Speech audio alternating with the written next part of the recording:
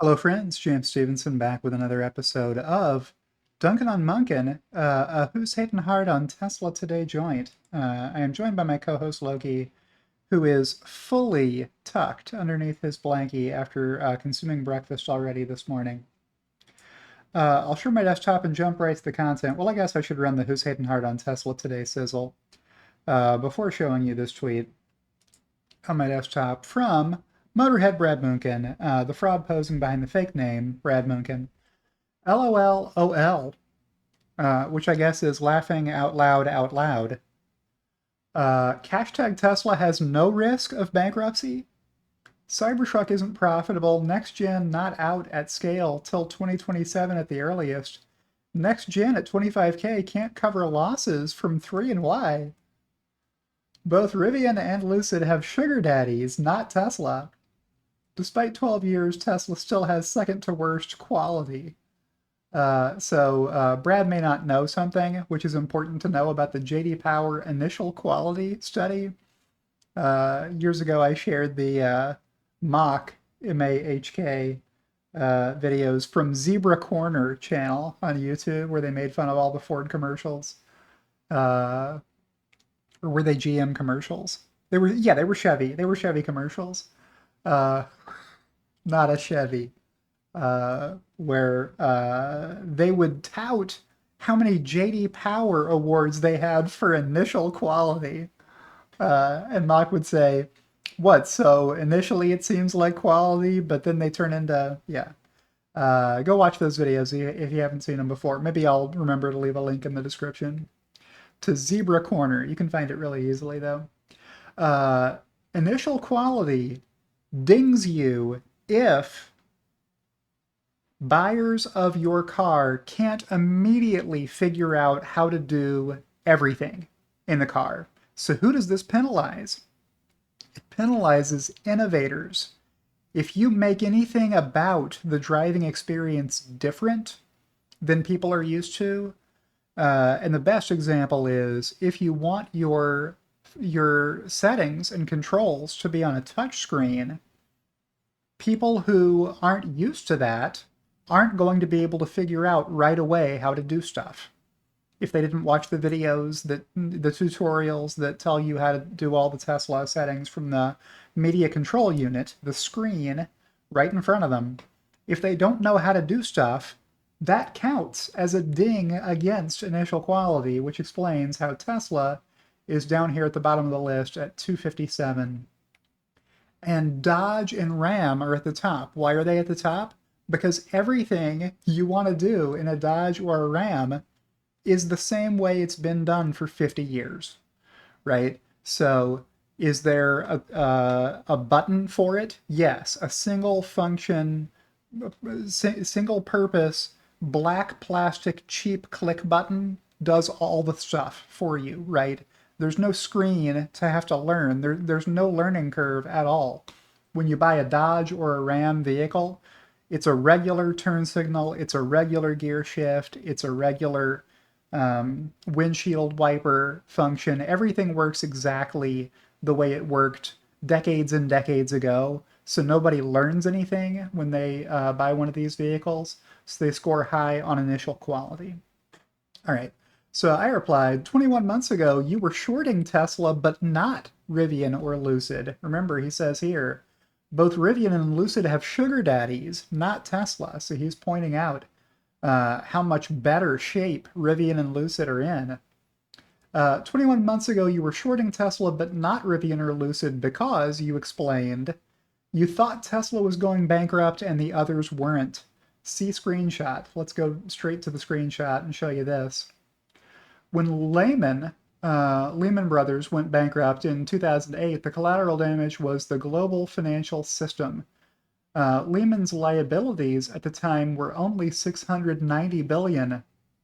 Tesla is worth 709 billion. If you notice a hard left turn here, it's because he listed the liabilities for Lehman here, and then he said Tesla's market cap is 709 billion. Tesla's liabilities are a tiny fraction of this number because their balance sheet is so strong. But the fraud posing behind the fake name Brad Munkin doesn't want to tell you that. We should be looking at what kind of collateral damage there will be when Tesla goes down, hashtag TeslaQ, to which CO2trader.eth at DunDE replied, it was the leverage on the underlying assets. Huge financial leverage, if I recall correctly, was greater than 20x. And the gross, not net exposure the firm had, that mattered. Also, many other investment and European banks had similar issues. Better example would be that when Tesla goes under, it takes down Lucid and Rivian, and in the process resets all other EV makers to legacy automaker valuations. What did Brad think of that back on June 30th of 2022? He said definitely agreeing with the idea that Tesla would take Lucid and Rivian down with them when they went bankrupt. Definitely, if Tesla goes under, the others will drop, but not all will go BK, bankrupt. Lucid will be funded by Saudi Arabia. That's why I refrain from shorting Lucid. So here's the super smart mutual fund manager of global automotive stocks, self-described Motorhead. Let's see what the rest of my tweet said. Since that time, June 30th, 2022, when Brad sent those tweets, Tesla's down 23%, Rivian is down 57%, Lucid is down 83%. Why do these matter? Because if you had shorted all three of these companies the day that Brad sent that tweet, if you didn't believe him, if you said, hey, I think they're all at equal risk of going bankrupt, I'm going to short all of them. If you had shorted all three of these stocks, you would have made 23 cents shorting Tesla, 57 cents shorting Rivian, and 83 cents shorting Lucid if you had covered, last week. Also, current Altman Z-scores, Tesla's Altman Z-score is 9.5 currently. Rivian is negative 0.75. Yes, it's a negative number. You hardly ever see that. Lucid, negative 1.09, somehow even worse than Rivian. Unbelievably.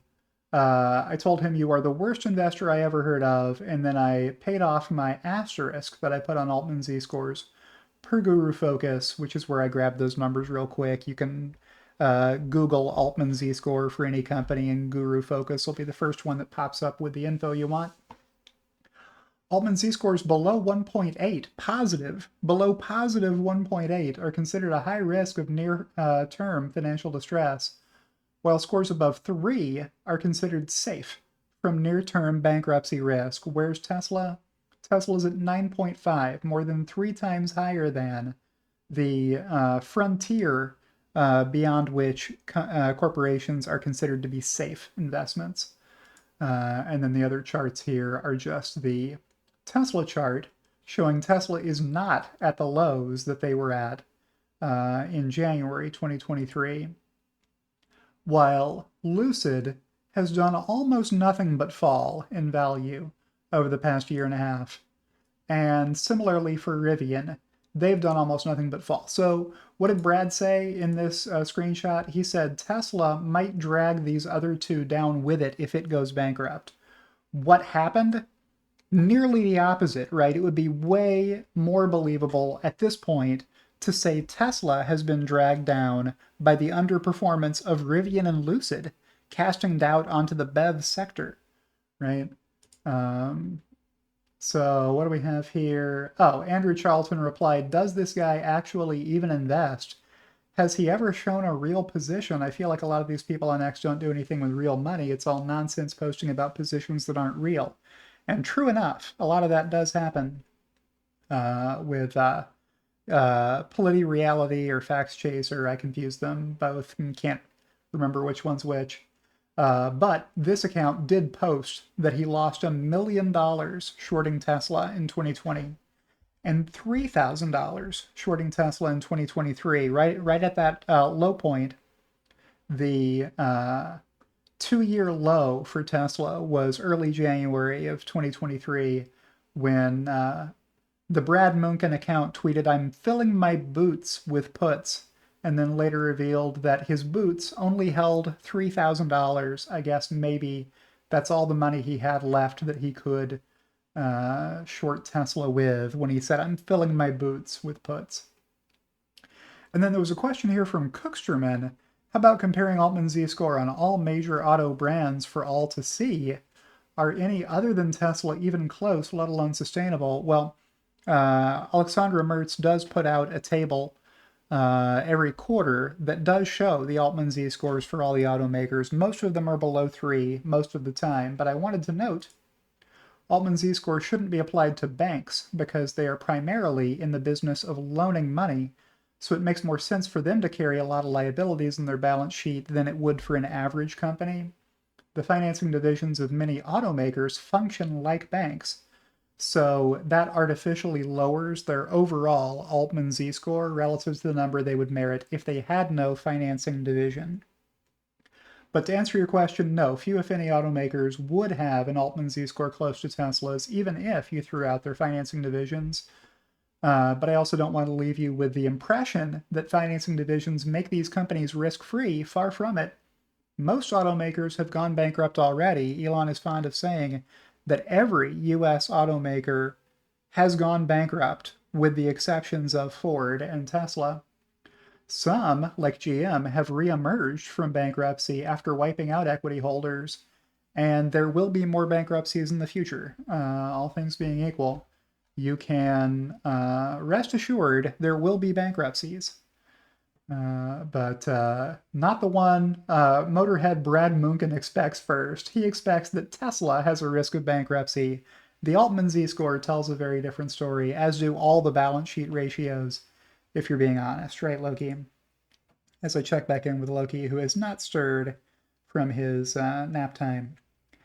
And with that, I'll remind you to click like if you liked this video, whether you're watching me on YouTube or on X. And if you want to support me, you can read about how to do that in the video description on YouTube or on my bio on X. Special shout out to my two executive producers, Kathy Kitchler and Rebellionaire.com, and I'll see you in the next one.